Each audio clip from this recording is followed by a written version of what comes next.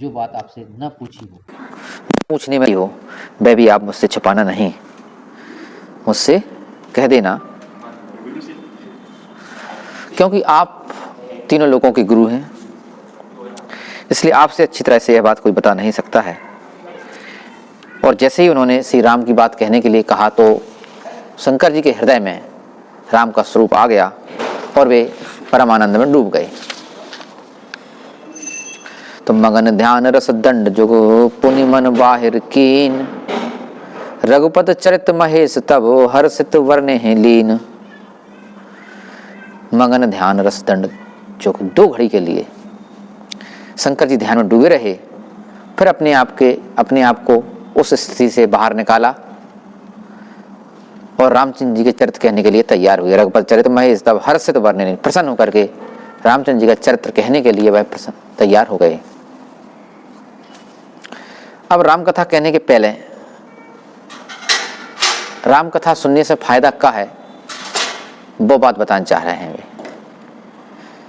कि राम कथा सुनने की फायदा क्या है और क्या सुनने चाहिए। राम की कथा क्या हुई है, राम की कथा सुनने से वो बात तो क्लियर हो जाए पहले, तब राम की कथा शुरू हुई।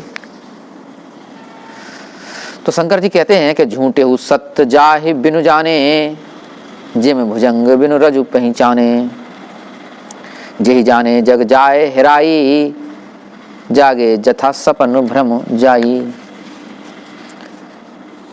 यहाँ रामचंद्र जी के बारे में शंकर जी कहते हैं कि जिनकी कथा को जाने बिना जो झूठ है वह जाता नहीं और सत्य समझ में आता नहीं।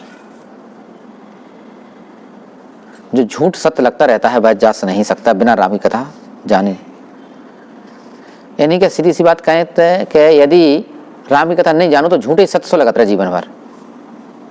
देखो, झूठे हु सत्य, जो झूठ है वह सत्य सा लगता है। झूठे हु सत्य जाए बिन जाने, जिसके जाने बिना, जिस राम की कथा को जाने बिना यह संसार जो झूठ है वह सत्य भासता है। बोले कैसे? उदाहरण दे रहे हैं कि जिम भुजंग बिन रजु पहचाने, जैसे कि रस्सी में यदि सांप दिख जाए तो जब तक यह पता ना पड़े कि यह रस्सी है तब तक उसे सांप समझकर डरते ही रहते हैं। जिम भुजंग बिन रजु पहचाने, रस्सी को पहचाने बिना सांप का भ्रम नहीं जाता है, सांप समझ में आता ही रहता है रस्सी, और सांप समझ करके हम भ्रम में रहते हैं और दुखी रहते हैं और डरते रहते हैं। उसी प्रकार यह जो असत्य है हमें वह सत्य भासता रहता है बिना राम की कथा को जाने बिना। यहाँ बात हो रही है कि ऐसा कैसे संसार सत्य जान पड़ता ही क्या है यदि असत्य है तो, और यदि असत्य है तो हमने बात सत्य समझो कैसे। पहली बात तो है जो हम इतने बेवकूफ़ हैं कि असत्य को सत्य समझ लें। जो दृष्टि से जो बात कही जाती है कि हम इतने बेवकूफ़ थोड़ी है कि असत्य को सत्य समझे, वो बात तो वहाँ तक तो बात दृष्टि से ठीक है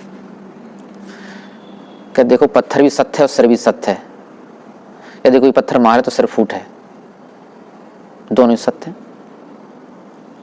तो फिर कौन सी बात की बात कर रहे हैं शंकर जी कि झूठ भी सत्य भासता है जिसके जाने बिना। तो कौन सी वो चीज है जो अपने संसार कैसे झूठ है और सत्य भास रहा है, जो बात समझ में आने की बड़ी मुश्किल है। ऐसे समझो बात को कि जैसे सपने में है सब सत्य भासत, और सपने के बाद जैसी आंख खुले तैसी सब समझ में आ जाता कि भ्रम है। तो दूसरी लाइन जैसे भी कह रहे हैं कि जे ही जाने जग जाए हेराई, तो जैसे रात में जो संसार दिखाई दे रहा हो तो सपने में, तो सुबह होते ही आंख खुलती है वह संसार गायब हो जाता है आंख खुलने पर। ऐसे ही भगवान की कथा का ज्ञान होने पर यह संसार उसी प्रकार झूठ साबित हो जाता है जैसे रात का सपना। जे ही जाने जग जाए हेराई, यह संसार हेरा जाता है, खो जाता है, और जागे जथा सपन भ्रम जाए, जिस प्रकार जागने पर पूरा भ्रम दूर हो जाता है।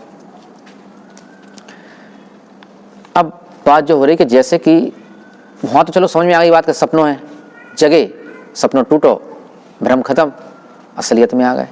लेकिन यहाँ जो कह रहे हैं शंकर जी कि जो वास्तविक जीवन है जो भी भ्रम है और बात से बड़ा भ्रम है, जो सपने में भ्रम है बात से बड़ा भ्रम जीवन है। जो बात समझने कैसे जबकि जो तो वास्तविक है। बात से मतलब ऐसे हैं कि जब सपना अपना टूटत है तो अपन होश में आ जाते, और जो सपनों को टूटने वालों नहीं है। जो वास्तविक जीवन को जो सपनों हैं, हकीकत में जो सपनों अपनों नहीं है, इसलिए टूटने नहीं है। जो जो सपनों में ईश्वर खुद स्वयं देख रहा हो, वो सपनों ईश्वर के सपने में अपन हैं। अपन जो सपनों देखा था वो तो टूट जाता, जो सपनों टूटने वालों नहीं है ऐसे, ताकि ईश्वर देख रहा हो। तो जो सपनों देख रहा हो वही को समझना पड़ नहीं पहले। यदि वो समझ में आ जाए ईश्वर, तो फिर बाको सपनों भी समझ में आ जाए, और जब बाको सपनों समझ में आ जाए तब पता पड़ेगा जो दुनिया, जो संसार जो है सपने की तरह झूठ है। और बाको सपनों समझने के लाने भाई कथा समझना पड़े। ऐसे समझ में से नहीं कि पता है हमें शब्द की, हम सब जानते हैं। वो समझना बड़ी मुश्किल की बात है, गहराई में डूबना पड़े। जैसे कि पहले तो प्यास चाहिए ऐसी, जैसे कि पार्वती जी की प्यास है, ऐसी प्यास के बिना वो राम की कथा, राम को चरित्र, राम रूपी उजाला की टॉर्च मिलना बहुत मुश्किल है। और जब वो टॉर्च मिल जाए, राम रूपी कथा की टॉर्च, तब वो समझ में आ पाए कि जो रस्सी है सांप नहीं। तब वो जो सांप के द्वारा दो कष्ट है, अपने रस्सी में सांप दिखाने पर जो भ्रम है, जो कष्ट है, जो घबराहट है, जो पसीना छोड़ रहा है अपन सांप समझ के, वो सब समाप्त हो जाए। कब है? जब हाथ में टॉर्च आ जाए और जो दिखाई दे जाए कि जो रस्सी है, लेकिन वो टॉर्च का है, वो टॉर्च है राम को चरित्र। तब भ्रम दूर हो पाए। तो जे ही जाने जग जाए हराई, उसी प्रकार जिस प्रकार स्वप्न खो जाता है सुबह आँख खुलने पर, उसी प्रकार राम का चरित्र का ज्ञान होने पर यह संसार भी हमें उसी प्रकार दूर हो जाता है, जिस प्रकार सपने का भ्रम दूर हो जाता है। बंदेहु बाल रूप सोई रामू, सब विधि सुलभ जपत जिस नामू। अब मैं, शंकर जी कहते हैं, भगवान राम के बाल रूप की वंदना करता हूँ। बिना वंदना करें कथा सुनाना ठीक नहीं बात। तो वे सबसे पहले बाल रूप की वंदना करते हैं। बंदहु बाल रूप सोई नाम सोई रामू, रामचंद्र जी के बाल रूप का मैं वर्णन करता हूँ। क्योंकि बाल रूप का वर्णन करना सुलभ भी है, सरल भी है, माया से परे भी है। इसलिए सबसे पहले उन्हें शुरू, जैसे कि सूरदास जी ने बाल रूप को वर्णन करो भगवान कृष्ण के, बड़ों तो उन्हें पसंद ही नहीं आओ। बड़े को जो चरित्र है वो उन्हें बिल्कुल पसंद नहीं है। सूरदास जी को बाल रूप ही पसंद है। ऐसे ही वे कह रहे हैं कि काकभूषण जी को भी बाल रूप पसंद है, फिर वे कहूँ मिलवे नहीं आए काकभूषण जी, बाल रूप में मिलवे आए बस, क्योंकि उन्हें वही रूप पसंद है। कहा कि वो माया से भरा हुआ रूप पसंद नहीं आ सकत। गीता वाले कृष्ण जो उन्हें बदमाशी भी देने पड़े, वे सूरदास जी को बिल्कुल पसंद है नहीं। बाल रूप बिना छल कपट से भरा हुआ है। इसलिए तो बंदहु बाल रूप सोई रामू, सब विधि सुलभ जपत जिस नामू। और जिसका नाम जपने से, राम का नाम जपने से सब विधि, सब सिद्धि सुलभ, सब सिद्धियां सुलभ हो जाती हैं। सब सिद्धि सुलभ, जितनी सिद्धियां हैं वे आसानी से प्राप्त हो जाती हैं। यहाँ सिद्धि का मतलब जो थोड़ी है कि तुम चमत्कार दिखाओ कि बहुत देव सामने वाले को केला बन जाए, वो नहीं, वो सिद्धि वाली बात नहीं हो रही है। सब सिद्धि सुलभ जपत जैसे नाम। सिद्धियां का मतलब है कि यह संसार तुम्हें झूठ दिखाई देने लगे, यह संसार तुम्हें ऐसा दिखाई देना जैसे कि रस्सी सांप दिखाई दे रही थी, और टॉर्च के मिलते ही वह भ्रम दूर हो गया। तो सब विधि सुलभ जपत जिस नाम, सब सिद्धियां सुलभ हो जाती हैं। और मंगल भवन अमंगल हारी, द्रवहु सुदशरथ अजर विहारी।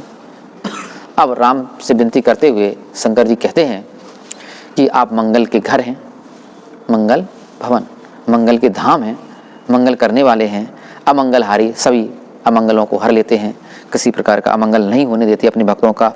ऐसे श्री राम मेरे ऊपर द्रवित होइए प्रसन्न। द्रवहु सुदशरथ अजर बिहारी, कौन से कह रहे हैं?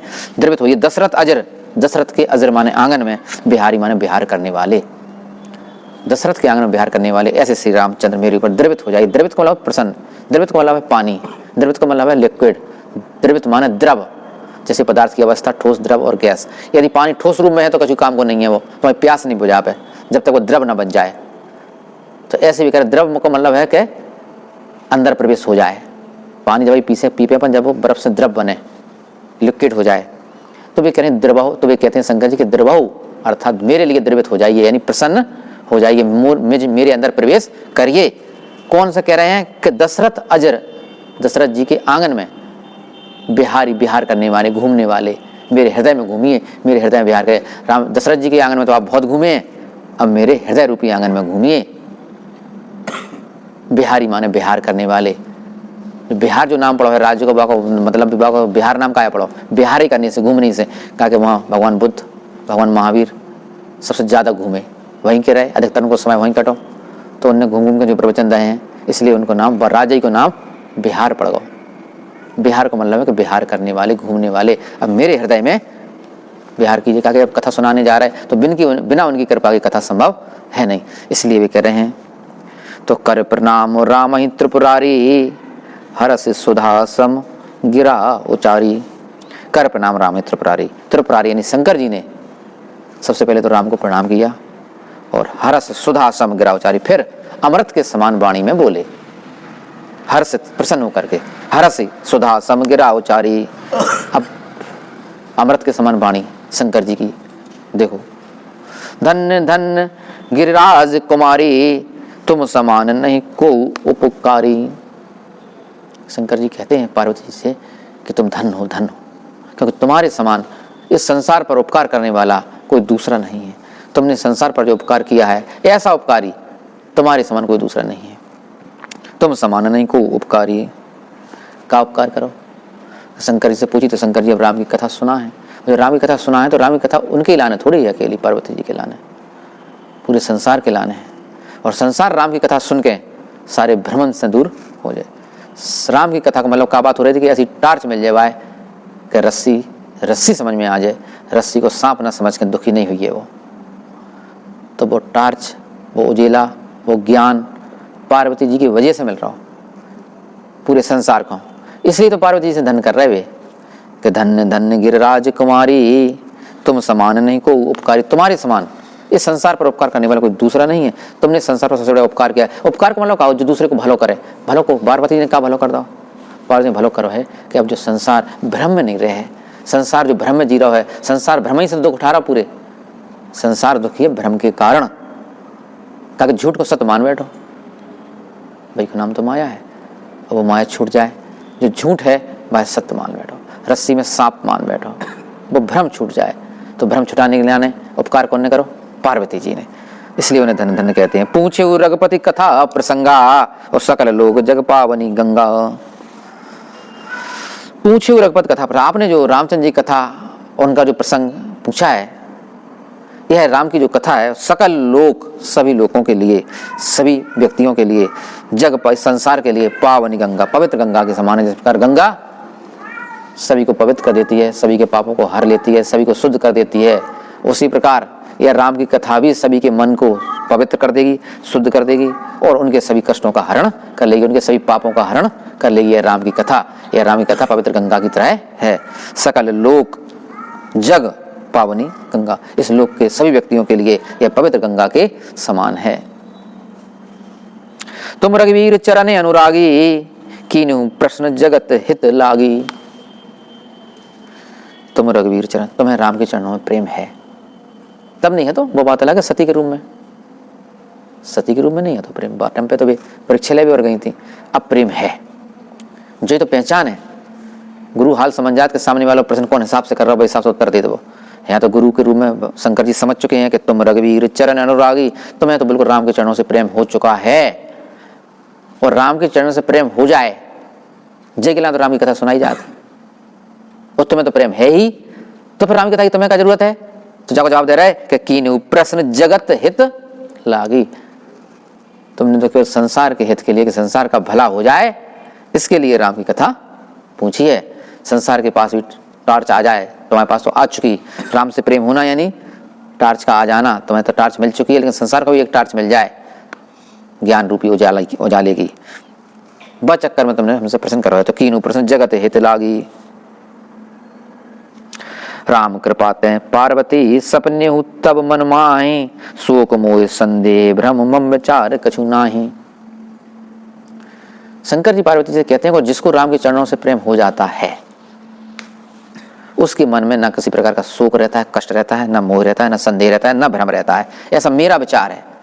शंकर जी कहते हैं राम कृपाते पार्वती, सपने तब मन माहि, सपने में भी तुम्हारे मन में किसी प्रकार का भ्रम नहीं है। देखो अर्थ, राम कृपाते पार्वती, हे पार्वती, राम की कृपा से सपने तब मन माहि, सपने में भी आपके मन में नहीं है क्या शोक, मोह, संदेह, भ्रम, मम विचार, मेरा ऐसा विचार कि आपके मन में कुछ भी नहीं है। हाँ तो वो बात अलग है, अब निकल चुको। कहते तब शंकर जी ने भी समझाओ, और बाकी बात ठोकर खा के आदमी न सुधरे तो बहुत बड़ा बेवकूफ। ठोकर खाने पड़े, असफलता मिले, कोई बात नहीं, असफलता के बाद भी न सुधरे तो बहुत बड़ी बेवकूफ़ी है। सती को असफलता मिली परीक्षा लेने के कारण, लेकिन जा जन्म में आके भी सुधर गए। तो का सीख लेने कि असफल होना कोई बुरी बात नहीं है, लेकिन असफलता से सीख ना लेना जो बिल्कुल गलत बात है। तो असफलता जो सीख ली है सती जी ने, अब पार्वती जी के रूप में भी कह रहे हैं, शंकर जी खुद कह रहे हैं, प्रमाण दे रहे हैं कि शोक, मोह, संदेह, भ्रम, मम विचार का जो मैं कहता हूं, मेरे विचार से आपके मन में किसी प्रकार का शोक, किसी प्रकार का मोह, किसी प्रकार का संदेह, किसी प्रकार का भ्रम अब कुछ नहीं है, और सपने में भी नहीं हो सकता है, क्योंकि ऐसा मैं कहता हूं। बोलो रामचंद्र भगवान की जय, हनुमान जी महाराज की जय।